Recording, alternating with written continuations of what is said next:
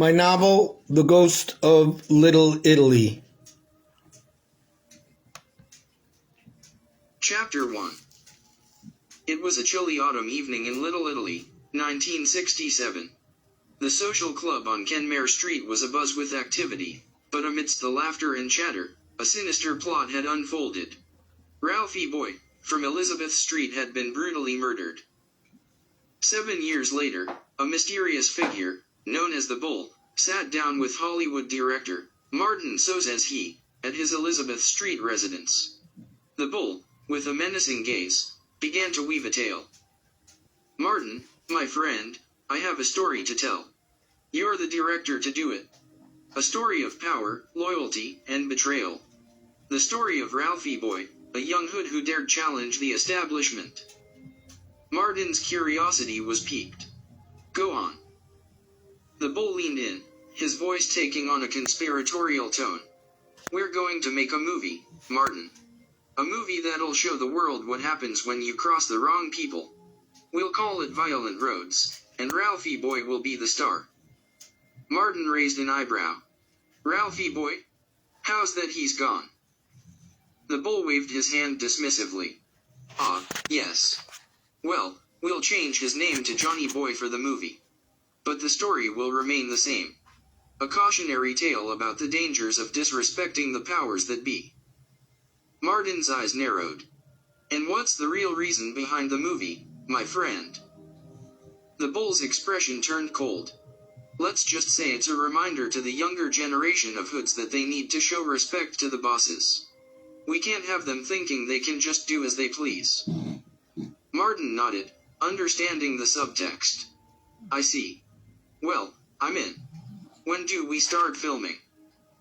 The Bull smiled, a cold, calculating smile. "We'll start soon enough. SHH, California. Keep it low. But first, let's get one thing straight. This movie will be made our way, with our message. Capus." The director, Martin, nodded, knowing he was in for a wild ride. Capus. Ralphie Boy, the ghost of Little Italy, haunted the streets in a social club on Kenmare Street, seeking justice for his untimely death. His spirit lingered, unable to rest, as he blamed a Hollywood director for portraying him poorly in a movie. The film, Violent Roads, told the story of Ralphie Boy's life and death. However, he felt the director had sensationalized his story, focusing on his shady dealings and violent outbursts. Ralphie Boy's ghost appeared to the director one night, his eyes blazing with anger. "You ruined my reputation." Ralphie's ghost shouted. "I was a good man, a loyal friend. You made me out to be a thug." The director, taken aback by the ghostly apparition, tried to explain that the film was based on real events. Ralphie's ghost refused to listen, insisting that the director had distorted the truth. As the nights passed, his ghost continued to haunt the director, seeking revenge for the perceived injustice.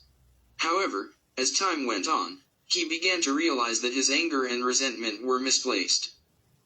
One night, as he floated through the social club where he was murdered, Ralphie Boy saw a group of old friends gathered around a table, sharing stories and laughter.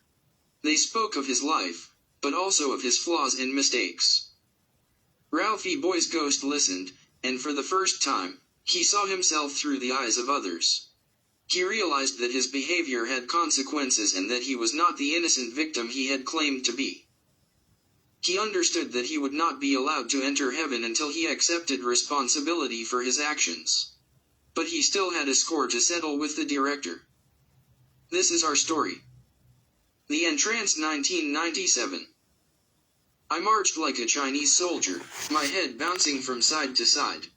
My mission was to connect with my deceased cousin. My first encounter with the psychic remains etched in my memory, leaving an indelible mark on my life. Upon arrival, I was greeted at the door by a diminutive man. I was there to see his brother for a reading, but he explained that his niece could also perform the ritual. She had undergone the same training as her father. I needed closure of my past with my cousin, wondering if he held ill feelings about our unresolved issue. Now older and wiser, I reflected on how my problems began when I was 10. Before attempting to contact my cousin, Psychic Zelda posed an unexpected question. Benny, can you envision a fantastic journey to confront your problems? Her theme was finding the fantastic in life's challenges. I couldn't help but feel annoyed. How could she assume that anything related to my problems would be fantastic? Psychic Zelda's words struck a chord. She sought to uncover a glimpse of heaven within my hell. This paradoxical idea resonated deeply, a fairytale nightmare or a nightmare fairytale, where darkness and light entwined. If I could learn to navigate both realms, I knew that one day, balance would be restored to my life. Psychic Zelda made a note, hinting that things might be turned upside down. She cast a knowing glance at her uncle, as if to say he was in for a surprise. Reassuring me, she explained that this unorthodox approach would provide a clearer understanding. By switching perspectives, a hidden meaning would be revealed.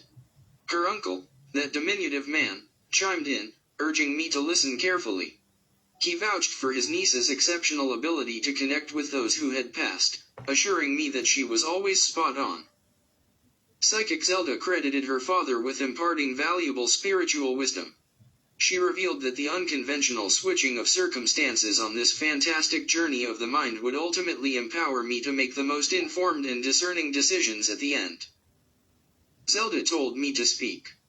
I took a deep breath, collecting my thoughts before beginning. It's just my past keeps haunting me. I've been having these recurring memories from my childhood, but they're all fragmented. I keep seeing circles, and this figure known as the Wizard, and there's something about baseball and red paint. I don't know what any of it means, but it's been eating away at me. Then there's the phone call. I made a mistake, said something careless, and my cousin, who was involved with some shady people, ended up killed. I've been living with the guilt ever since. Now I'm getting these knocks on the door, and I don't know who's on the other side. I'm too afraid to answer.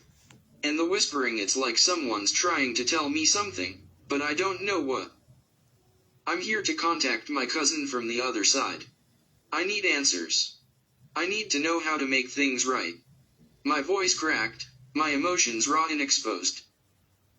I felt an inexplicable draw to Zelda, and her diminutive uncle, who promised to guide me on this mystical adventure they called a fantastic journey. This enigmatic voyage was supposed to awaken my past, but I sensed that I might be withholding secrets about them. I pushed this suspicion aside. Most likely paranoia. My primary focus was on embarking on this surreal journey with Zelda and her uncle as my guides. Unraveling the mysteries surrounding my mafia cousin's fate and the guilt-ridden phone call that haunted me was my utmost priority. She intuitively sensed that I needed a unique approach to reconnect with my cousin. Finding closure in the way we last parted ways was all that mattered.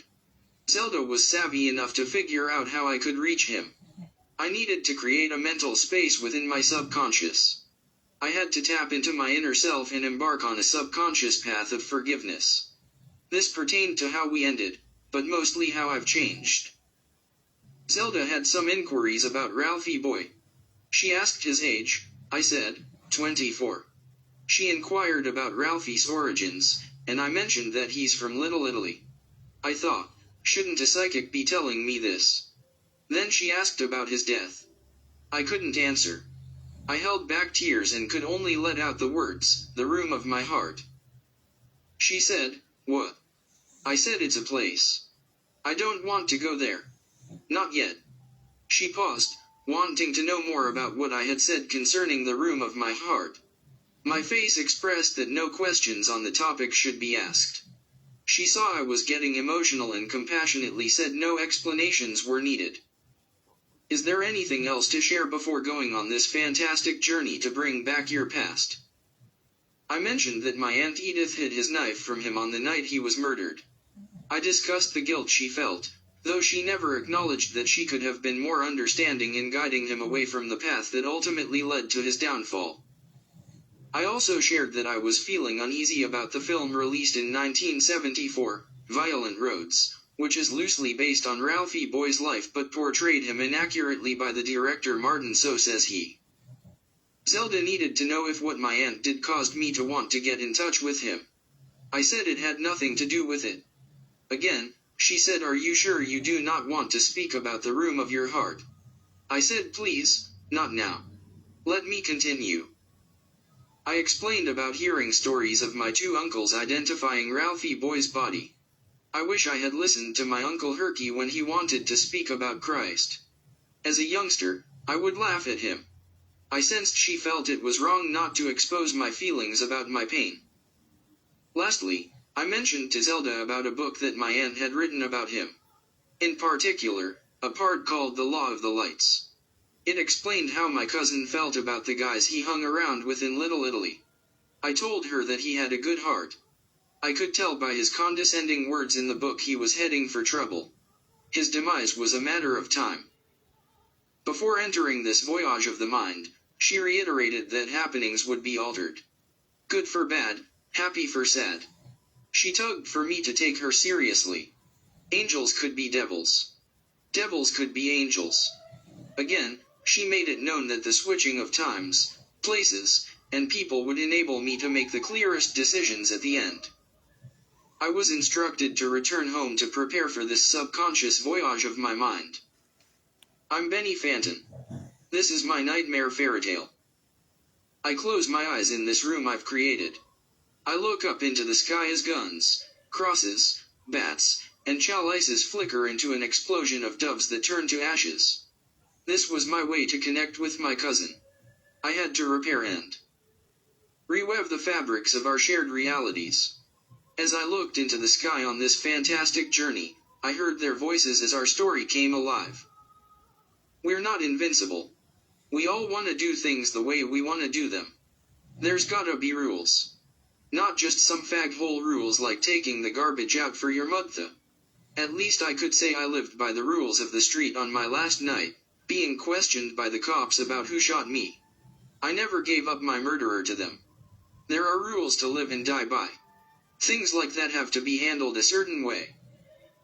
Yeah, that's me, Ralphie Boy, the guy on the cover, the guy in the casket. The big mouth. Okay, I'm gonna have you guess a word. Pause. Look to the sky. I'll bet you I won't have a clue as to what you said. Not one friggin' clue. Even though I'm dead, I don't know what you or anyone is thinking. I'm gone forever. I'm so sad. I did some bad things in this life or this death.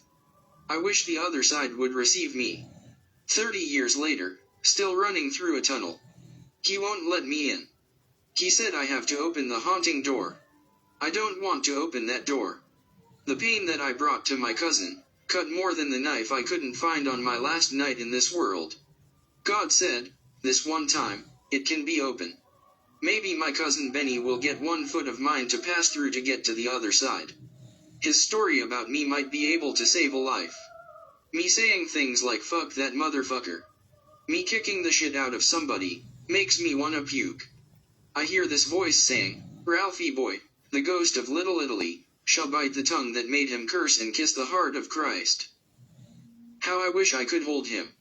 And all those who did good in this life. Maybe to smell of the sweet green grass. If I never could enter and I'm kicked out forever, just save one life. Ralphie Boy just passed Elizabeth Street in Little Italy. His spirits moving fast, racing towards Mulberry Street. Many colors flash before him. He looks to the sky. Grandma, is that you? The light is so bright, I wish I could be with you. Ralphie, I'm a sorry for Callie you assume in a bitcha. You look so beautiful. Grandma, cousin Benny needs me. Ralphie, when you hand a Benny the thinga that we know you musta hand it to your cousin, Athena he be free. Oh ducke, Grandma, I know I gotta return as a child. This is how the prince wants to make us free. Ralphie, why you want to go in the direction to where they talk of your life and Martin Maka movie to bring a disgrace to our family. No go by Kenmare Street. Ralphie Boy couldn't let go. A part of him thought he was invincible. He was stuck as a ghost. Even though he was set and wanted more than anything to get to the place where flowers were born, the fight inside his soul wouldn't die. Things inside the bar where he got shot were being revealed to him that were different. The usual setup of the many bottles of whiskey was not on the shelf. The door handle had a red ribbon. Nothing made sense. Why he didn't think things were fishy when he saw a group of guys walk out of the bar bothered him. He should have known something was up.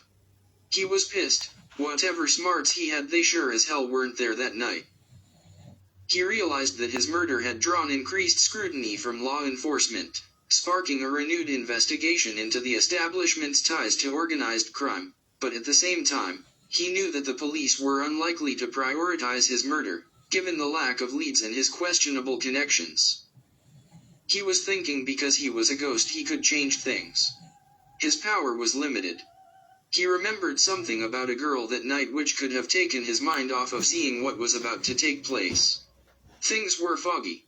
It was clear that he was dead. His deceased grandmother was his sole source of insight in guiding him to the other side.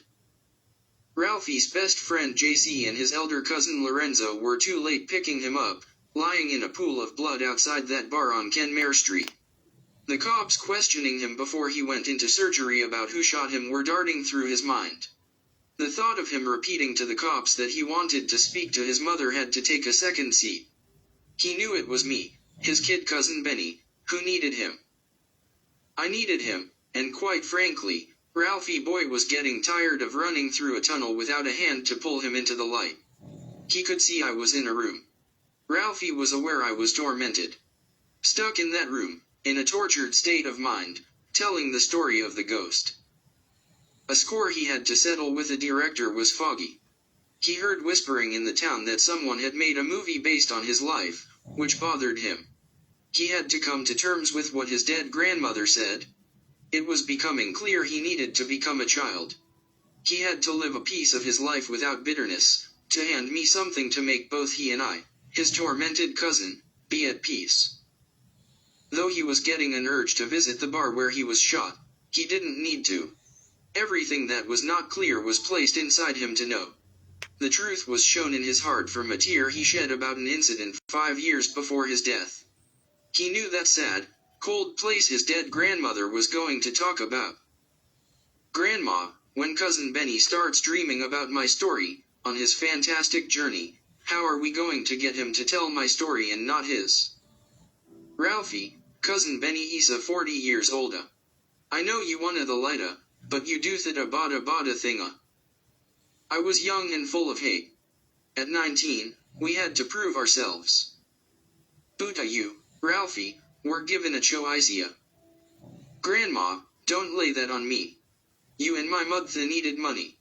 Whatever I had to do, it didn't stop the two of you from reaping the rewards. But a thita boy, Ralphie, why? No lighta can co me to you. When your cousin Benny tell a Thesa story he leave ya all that outa. Ralphie looked sad. This is the main reason for not being accepted into the light. I needed his attention. For whatever reason, his grandmother did not point him in the right direction while him being alive. She was making up for it now. Letting him know he must return as a child was all that mattered. What he would hand over to me, to make us both be at peace, was worth becoming the ghost of Little Italy.